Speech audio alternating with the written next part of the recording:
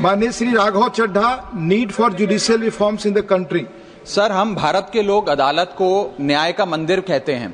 आम आदमी जब इस अदालत की चौखट पे जाता है तो उसे विश्वास होता है कि न्याय जरूर मिलेगा।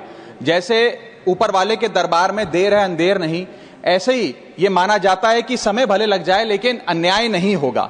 और समय समय पर जुडिशरी ने अपने इस भरोसे को, विश्वास को और मजबूत भी किया है। लेकिन हाल ही में घटी कुछ घटनाओं के चलते देश चिंतित है और फोकस जुडिशियल रिफॉर्म्स पर है। जैसे इस देश में इलेक्टोरल रिफॉर्म्स हुए, पुलिस रिफॉर्म्स हुए, एजुकेशन हेल्थ केयर में रिफॉर्म्स हुए, वैसे ही जुडिशियल रिफॉर्म्स होने की आवश्यकता है। लेकिन ऐसे रिफॉर्म्स जो जुडिशियल इंडिपेंडेंस को मजबूत करें और जुडिशियल करप्शन को समाप्त करें। इस विषय में दो महत्वपूर्ण मुद्दे उठाना चाहूंगा, अपॉइंटमेंट ऑफ जजेस से लेकर रिटायरमेंट ऑफ जजेस तक।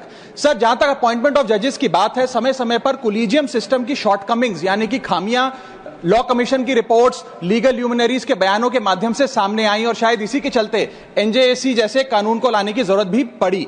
लेकिन अब समय आ गया है कि कोलिजियम स्वयं ही अपने आप को रिफॉर्म करे, अपने आप को रीइन्वेंट करे, ताकि दो चीजें जिसको लेकर लैक ऑफ ट्रांसपेरेंसी और लैक ऑफ पब्लिक स्क्रूटनी, जिन दो विषयों पर कोलिजियम सिस्टम की को क्रिटिसाइज किया जाता है, उसे दूर किया जाए और एक इंडिपेंडेंट ट्रांसपेरेंट प्रोसेस बने जिसमें सीनियरिटी पर, मेरिट पर और इंटेग्रिटी के आधार पर नियुक्ति हो। इस संदर्भ में एक सुझाव लाया हूं सर। आज से पहले एडवोकेट्स को सीनियर एडवोकेट्स डेजिग्नेट करने के लिए एक बड़ा ही ओपेक सिस्टम चला करता था, लेकिन सुप्रीम कोर्ट द्वारा खुद जो गाइडलाइंस लाई गई, आज उसके तहत किसी भी व्यक्ति को अगर सीनियर एडवोकेट बनना है तो उसके लिए एक ट्रांसपेरेंट पॉइंट बेस्ड प्रोसेस है, जिसमें आपसे आवेदन पत्र लिया जाता है। उसके बाद आपकी number of years of practice, pro bono matters कितने किए, कितने रिपोर्टेड जजमेंट है, उसके आधार पे आपको नंबर देकर, पॉइंट देकर आपकी नियुक्ति की जाती है। इसी प्रकार से एक transparent point based, merit based system अगर कोलिजियम सिस्टम लाए तो जजों की नियुक्ति में देश की जनता का और विश्वास बढ़ेगा।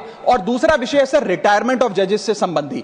इस देश में एक चलन चलता आया है कि रिटायरमेंट के बाद सरकारें जजेस को एग्जीक्यूटिव या एडमिनिस्ट्रेटिव रोल में नियुक्तियां देती हैं, जिसके चलते conflict of interest, executive interference in judiciary और influence over pre retirement judgements के कई सवालिया निशान खड़े हो जाते हैं। मैं चाहूंगा कि पोस्ट रिटायरमेंट जॉब से संबंधी कुछ रिस्ट्रिक्शंस लाई जाएं। जैसे इस देश में article 148 of the Indian constitution साफ तौर पे कहता है कि सीएजी यानी कि controller auditor general of India की रिटायरमेंट के उपरांत, कार्यकाल की समाप्ति के बाद उन्हें किसी भी सरकारी पद पे कोई राज्य या केंद्र सरकार नियुक्त नहीं कर सकती।